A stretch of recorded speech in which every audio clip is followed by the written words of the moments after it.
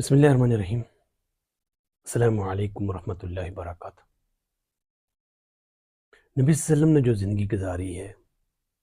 صحابہ کرام رضی اللہ تعالیٰ اجمعین کی زندگی، اسی کی تصویر اور ان کی اتباع کرنے کی پوری کوشش کی ہے۔ نبی صلی اللہ علیہ وسلم نے جو آزادی رائے کی اہمیت پہ اور ان کو جو آزادی دی ہے، حق دیا ہے،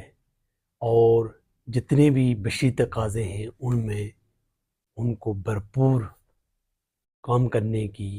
حوصلہ افزائی کی ہے، تاریخ میں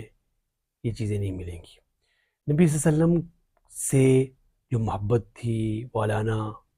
محبت تعلق تھا صحابہ کرام رضی اللہ تعالیٰ اجمعین کا، دنیا میں کوئی بھی اس طرح کے چاہنے والے متبعین، کوئی بھی گروہ ایسا تاریخ میں کوئی بھی اسی مثال نہیں مل سکے گی۔ اور نبی صلی اللہ علیہ وسلم نے جو ان کو آزادی دی، ایسی آزادی کوئی بھی پیروکاروں کو کہیں تاریخ میں آپ دیکھ سکیں گے نہیں ملے گی۔ نبی صلی اللہ علیہ وسلم نے انسانیت کو حریت کا فکر اور غور تدبر اور شعوری زندگی گزارنے پر اور کس طریقے سے کیا کیا جائے تاکہ آئندہ آنے والے سالوں میں، آئندہ آنے والی زندگی میں اس کو بھرپور جیا جائے۔ نبی صلی اللہ علیہ وسلم کو سے زید بن حارثہ نے جب اپنی بیوی کو طلاق دی تو انہوں نے کہا کہ ان کو طلاق نہ دو۔ نبی صلی اللہ علیہ وسلم نے کہا طلاق نہ دو ان کو، تو اس کی بنیاد یہ تھی کہ وہ ایک ان کے برادر نسبتی تھے، حضرت زینب کے وہ بڑا بھائی تھے، اس کی نسبت سے کزن تھے، اور اس کی بنیاد پہ پھوپھی زاد ان کی بہن لگتی تھی۔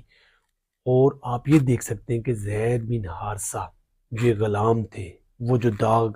جاہلیت میں دیا جاتا تھا، اور جاہلیت میں اور اس معاشرے میں جہاں پہ ایک انسان کو غلام اور آقا کا اتنا بڑا فرق، اور پھر اسی خاندان سے وہ نکاح کر رہا ہے، اور اس نکاح میں آپ دیکھ سکتے ہیں کہ وہ جو حیثیات ہیں، بہت سارے جو تعلقات ہوتے ہیں انسانیت کے، تو وہ انہوں نے محسوس کیا، اور نبی صلی اللہ علیہ وسلم کو انہوں نے کیونکہ انہوں نے طلاق دے دی۔ تو اس بنیاد پہ اگر ہم یہ دیکھیں کہ بہت سی مسالے، ایک لونڈی ہیں بریرہ، تو وہ نبی صلی اللہ علیہ وسلم کو کہا، ان کا شوہر ان کو بہت چاہتا تھا، تو انہوں نے کہا کہ شوہر کو پاس جاؤ، اس کو نہ چھوڑو۔ تو انہوں نے کہا کہ آپ حکم دے رہے ہیں؟ انہوں نے کہا حکم نہیں دے رہا، سفارش کر رہا ہوں۔ تو پھر انہوں نے وہ اس سے علیحدگی لے لی، وہ سفارش قبول نہیں کی۔ تو کہنے کا مطلب وہ لونڈی جو ہے بریرہ، وہ سفارش انہوں نے قبول نہیں کی، تو نبی صلی اللہ علیہ وسلم نے اس کو عتاب غضب کوئی اس طریقے سے نہیں۔ آپ دیکھ سکتے ہیں کس طریقے سے انہوں نے ان کی بات مانی ایک پیغمبر کی حیثیت سے۔ اور اگر آج کل کی اگر کوئی شخص ہو جس کے متبعین یا اس کے پیروکار، تو کیا ہوتا؟ تو پوری آزادی کے ساتھ اس کو موقع دیا کہ وہ اپنی زندگی گزارے۔ اسی طرح جب نبی صلی اللہ علیہ وسلم نے یہ کہا کہ اس طریقے سے اگر کاشت کیا جائے تو فصل زیادہ ہوگی، تو بعد میں جب فصل کم ہوئی تو پھر نبی صلی اللہ علیہ وسلم کہا کہ آپ نے اس طرح کہا، تو انہوں نے کہا کہ میں ایک بندہ ہوں، بشر ہوں، تو جب اللہ کے حکم سے بات کرتا ہوں تو وہ مانو، اور جو ایک بشر سے مانتا ہوں تو وہ ضروری نہیں وہ صحیح ہو۔ تو کہنے کا مطلب یہ ہے کہ نبی صلی اللہ علیہ وسلم نے یہ جو آزادی دی ہے، وہ آزادی ہمیں دیکھنی چاہیے۔ کتنی انسان کو صرف ایک رب کی دربار ہے، کبھی بھی کسی نبی صلی اللہ علیہ وسلم نے اپنے ماننے والے کو، پیروکار کو صرف ایک ہی رب کے آگے جھکنے، اس کی عبادت کرنے، اس کے آگے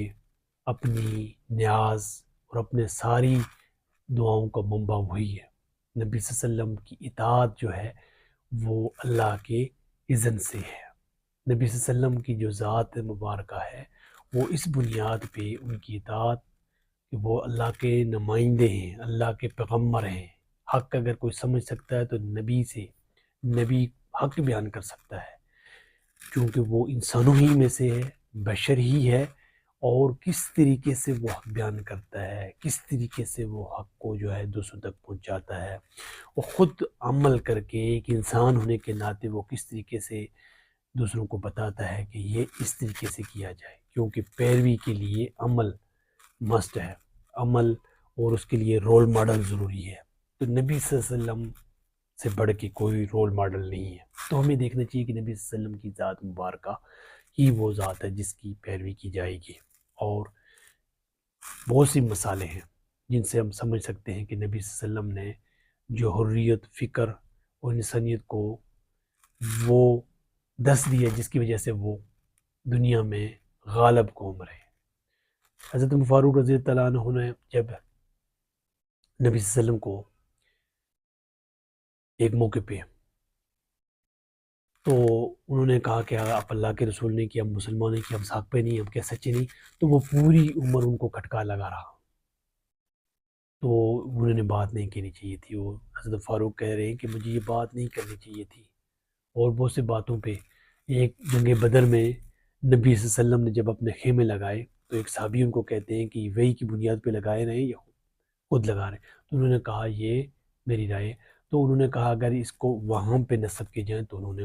اس صحابی کی بات مان لی، حضرت بریرہ، تو حضرت منذر رضی اللہ تعالیٰ عنہ کی بات مان لی، اور ان کی بنیاد پہ جنگ بدر پہ جہاں اپنے خیمے لگائے، تو بہترین جو حریت، آزادی اور کسی کو بھی جمہوری حق دیا جا سکتا ہے، نبی صلی اللہ علیہ وسلم کی ذات سے دیکھ سکتے ہیں کس طریقے سے وہ مشورہ لیتے ہیں اپنے ساتھیوں سے، اور بھرپور ان کو موقع دیتے ہیں کہ وہ اس میں شامل ہوں، نبی ہو کے ہر بات میں ان کو شریک کرتے ہیں کہ وہ کس طریقے سے جنگ کے دوران، جنگ سے پہلے جو انہوں نے لڑنی ہے ان کے تابع کس طریقے سے وہ اپنی رائے دیں، اور جب انصار دیتے ہیں، مہاجرین دیتے ہیں، پھر انصار دیتے ہیں، تو ان کی رائے کو دیکھا جاتا ہے، اور پھر ان میں سے جس رائے کو زیادہ مناسب موضوع سمجھا جاتا ہے تو اس پہ عمل کیا جاتا ہے۔ تو نبی صلی اللہ علیہ وسلم کی ذات مبارکہ ہی وہ ہے جنہوں نے انسانیت کو یہ درس دیا ہے کہ وہ اپنی فکر، اپنے غور و تدبر، شعور سے اسلام کی رہنمائی میں کس طریقے سے نبی صلی اللہ علیہ وسلم کی زندگی مبارکہ ہے اس کو عملاً نافذ کیا جائے، یعنی انسانیت کو انسانوں کی غلامی سے نکالا جائے۔ جب تک انسان کے غلامی سے نہیں نکلیں گے، وہ پھر وہی حال ہوگا جو ایک انسان کا ہو سکتا ہے، کیونکہ انسان تو انسان ہونے کے ناطے وہی کچھ کر سکتا ہے جس کی بنیاد پہ وہ اہلیت ہی نہیں رکھتا کہ اس کی پیروی کی جائے۔ اس لیے نبی صلی اللہ علیہ وسلم نے پوری غور و فکر کے ساتھ ہر ایک بندے کو یہ اس کے ذہن میں یہ چیز ڈالی کہ وہ یہاں اس دنیا میں جو اس کی بہت سی قوتیں اس کو دی گئی ہیں اس کو سمجھنے کی ضرورت ہے، اس کو سمجھ کے عمل کرنے کی ضرورت ہے، اور کس طریقے سے لوگوں کو یہ اختیار دیا گیا ہے کہ وہ بہترین زندگی گزار سکتے ہیں۔ تو ہر شخص کو یہ آزادی، فکر، غور، تدبر اور جو اسلام نے نبی صلی اللہ علیہ وسلم نے دی ہے کہیں آپ کو نہیں ملے گی۔ تو ہم کس طریقے سے اس کو اپنی زندگی میں عملاً نافذ کر سکتے ہیں، سیکھ سکتے ہیں، موقع ہے، کام کریں۔ السلام۔